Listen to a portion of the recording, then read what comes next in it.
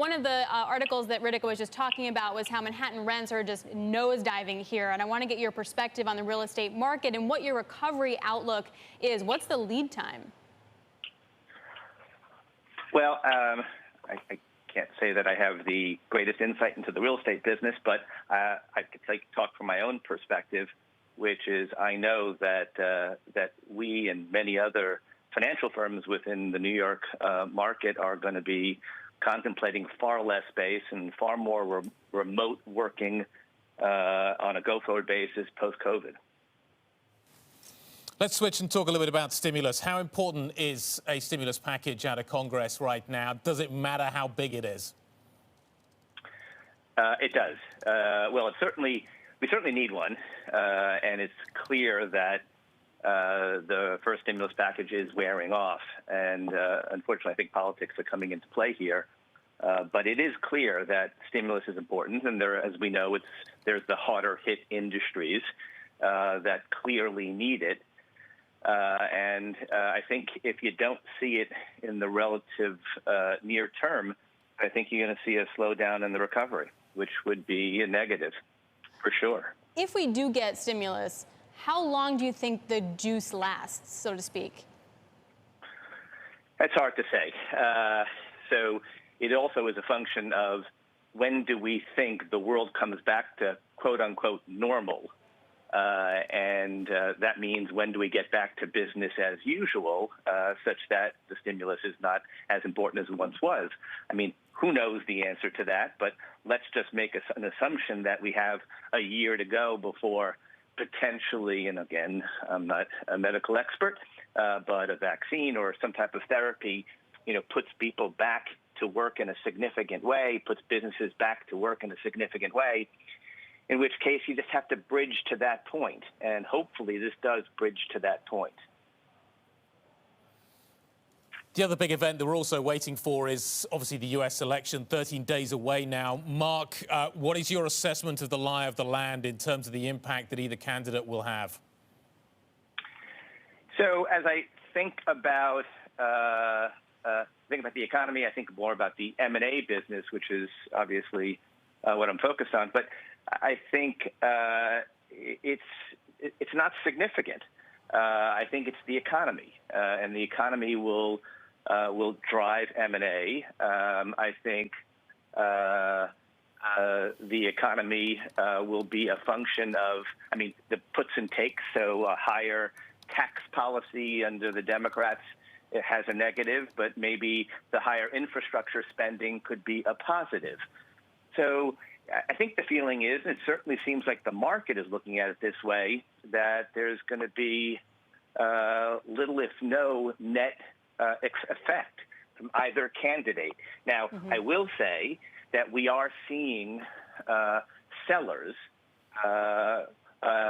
expedite transactions trying to get in ahead of any change to capital gains. So that is, say, maybe increasing the number of transactions we're seeing into the fall and hopefully closing before the Christmas time. Well, that's interesting, Marc. And I also wonder then, what's your outlook for distressed M&A? So maybe something that's not pulled forward, but just straight up distressed. So I would look at distress in two ways. I'd look at the traditional restructuring markets, which have absolutely slowed down. I mean, it was hair on fire back in March and April, but I could speak for our own group, which was just absolutely overwhelmed. It's slower now. It's the second phase that's going to take some time, and those are maturities coming due and companies that are troubled but not in dire straits. The second piece, though, is defensive mergers. And there you're going to see a lot of them. We've seen a lot of them, and we've seen them in the COVID-impacted industries. So the most notable would be in energy. And over the past number of weeks and months, we've seen three very large transactions, or three reasonably large transactions, that are all about survival through scale. And so the energy industry is going to transform itself because the smaller operators cannot exist on their own given current price of oil. So we're seeing more of that. I know that our group down in Texas has been fielding a lot of that, and so that'll be something to keep our eyes on. And then there'll be other industries that are COVID-impacted, restaurants and media, movie theaters, others that you'll see some defensive mergers. On the retail side, I think we've probably passed the peak of carnage, and now I think there's going to be more consolidation.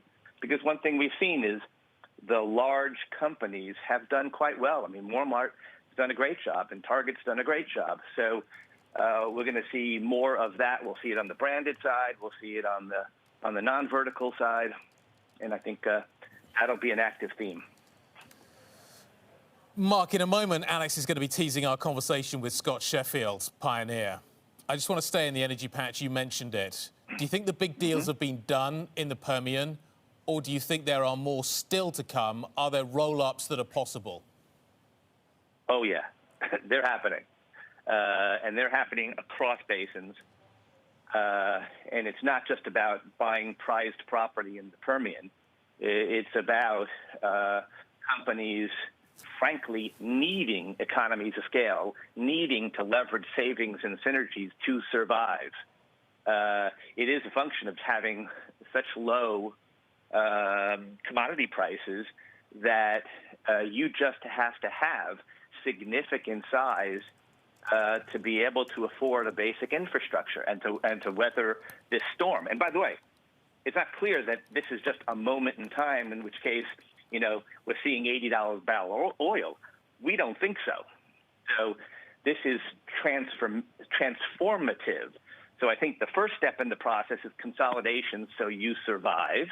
The second step in the process is how do they think about the future of their business? How do they morph to less carbon-oriented opportunities? And so it's going to be this is a sea change. This is a moment. This is not just a commodity crisis. This is a moment in time of change.